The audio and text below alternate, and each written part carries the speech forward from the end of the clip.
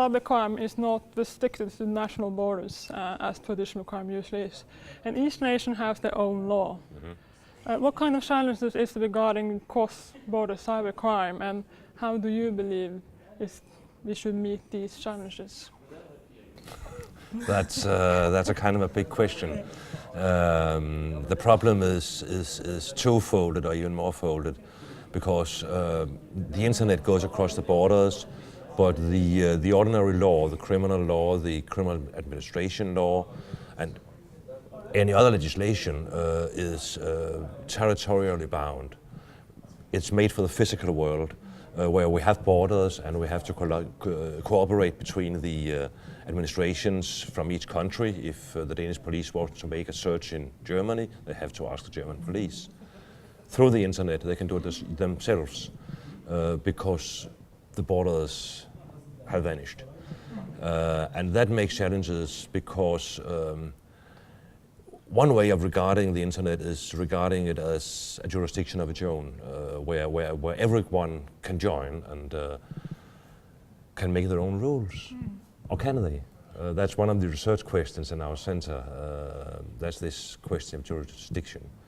And it also goes with the criminal law sections, because most of the law is made for the real world and it doesn't very easily apply to the virtual world. So we have a lot of challenges, I think it's called. Something you want to add? No, I think Lars Bo covered everything. Yeah, I like covered oh, yes. not everything, but Thank you very much. most of it. Yeah, most of the big challenges. Yeah.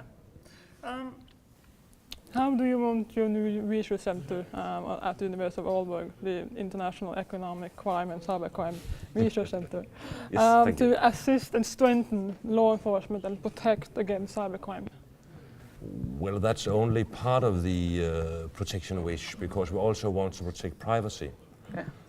The main goal, I think, is to try and find and work on, because there isn't one line, but try to work on the fine line, the balance between investigation and privacy, the surveillance and privacy. It's an ongoing discussion, and there's no right answer or wrong answer, but it's something you must attend to it all the time.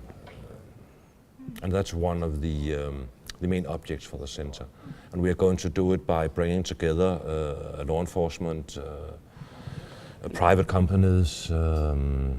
We are going to bring technology researchers as well as legal researchers, end users together. Exactly. Yeah. So we have different research areas in Aalborg University, and every research area has its own sort of security issues, health security, finance security, and environment security, and company securities, and we bring them in too. So we have the specific competences gathered together in this research center.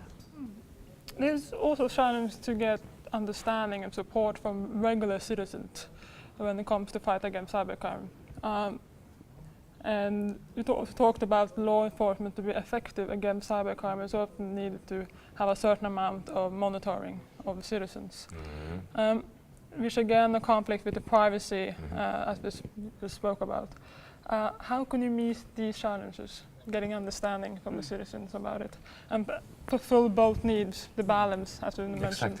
Exactly, yeah. Is it possible to find this balance, or is it opposite? It's like balancing, I think, in fitness world. You have to try and keep this balance all the time. And if you don't do that, you'll drop down. And it's the very same thing here. You definitely need the discussion and get all the point of views transparent, so that people know what are the problems. What's with at stake? Yeah, exactly. What are the consequences? And if we think about the future, we do all the time. We see more and more initiatives being established, like your center and the EC3, to fight against cybercrime. How do you believe cybercrime and law will evolve in the future? It will be great. It will be big. It has come to stay. Yeah. The Internet of Things even demands more legal attention, more regulation, but not just regulation, but intelligent regulation. We have to try to think ahead, and that's extremely difficult because technology just rushes ahead, and we try to come after it. Yeah.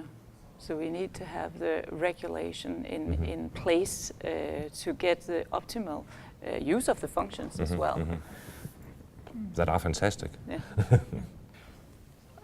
We have research reports that crime is getting more and more digitized and more invisible in a way for the citizens. And returns are great and the risks are low for the criminals. An estimate made by an expert states that cybercrime costs about global economy more than $400 billion annually. Probably. That's a lot of money, isn't it? It is. You can't even grasp the number. Legal enforcement limits this loss of money and turn around this trend? Well, first of all, you have to sort of educate people. Exactly. And so we need education, both the public authorities who are dealing with this, but also the citizens. They need to know, how can I protect my data? How can I put it in each device so it's not combined in a smartphone?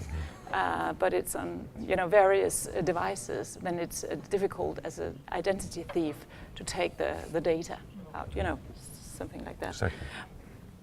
And research, and more money for the police in order to buy the right equipment, I think.